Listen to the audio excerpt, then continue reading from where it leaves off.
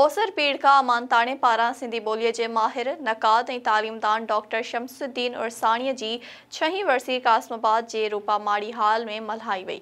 Doctor Shamsuddin उर्साणीअ जी वरसीअ जे हवाले सां ॾिसूं था इंचार्ज ख़ालिद चांडियो जी ही रिपोर्ट। ओसर पीड़िका अमन ताणी तरफ़ां सिंधी ॿोलीअ जे तमामु वॾे माहिर नुक़ाद तालीमदान डॉक्टर शमसुद्दीन उर्साणी जी 6हीं वरसी कासमाबाद जे हिकु हाल में वॾे शान ऐं शौक़त सां मल्हाई वई। वरसी में ओसर पीड़िका जी टीम जी सरबराह मैडम ग़ज़ाला आजियाणी तक़रीर कई। डॉक्टर उर्साणी पंहिंजे सिंधी क़ौम खे माज़ीअ मां कढी मुस्तक़बिल में कदम रखाइण थे चाहियो।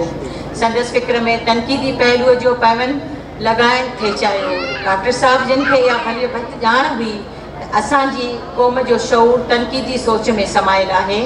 तनक़ीदी सोच तहक़ीक़ जो सफ़र करे तख़लीक़ ॾांहुं वधंदी आहे, मगर हिते इहो सम्झणु ज़रूरी आहे त उहो सभु जमालियाती हुस्न जे बेदार सां मशरूत आहे ऐं मंतकी तइलीम सां गॾु जेसिताईं फ़न, अदब, शेर व शाइरी, गीत संगीत, ड्रामा ऐं नृत्य कला जी तइलीम शामिल न आहे त उहा तइलीम रोबोट त पैदा करे सघे थी, पर इंसान पैदा करणु संदसि वस में हरगिज़ बि न आहे।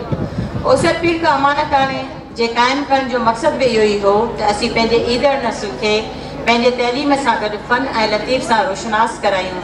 ॿोलीअ जे माहिर डॉक्टर शमसुद्दीन उर्साणी जी 6हीं वरसी जे कंपेयरिंग कंदे नाले वारे कंपेयर नसीर मिर्ज़ा आयल ख़ासि महिमाननि खे ओसर पीड़िका जे अॻुवाणनि इम्तियाज़ उर्साणी ऐं ग़ज़ाला उर्साणी तोड़े मुख़्तलिफ़ शोबनि में पंहिंजूं ज़िम्मेवारियूं निभाईंदड़ उर्साणी ख़ानदान जी शख़्सियतुनि खां अजरकुनि ऐं लुंकियुनि जा तोहफ़ा पेश कराया विया। अजरकनि जे तोहफ़े खां पोइ अदीबनि, शाइरनि, तालीमी माहिरनि ऐं अदीबनि डॉक्टर शमसुद्दीन उर्साणी जे नज़रिए, सोच ऐं फ़िक्र तोड़े क़ौम लाइ कयल ख़िदमतुनि ते तफ़सीली रोशनी विधी।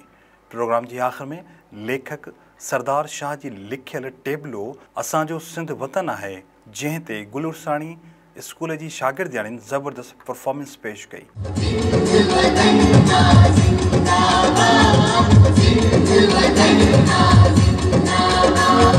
सनअत हिरफत में बरकत, इल्म में सच्ची अज़मत, ॿियो न को दर निहाल सिंध वतन आ ज़िंदाबाद, सिंध वतन आ ज़िंदाबाद, सिंध वतन आ ज़िंदाबाद, सिंध वतन आ ज़िंदाबाद, सिंध वतन आ ज़िंदाबाद।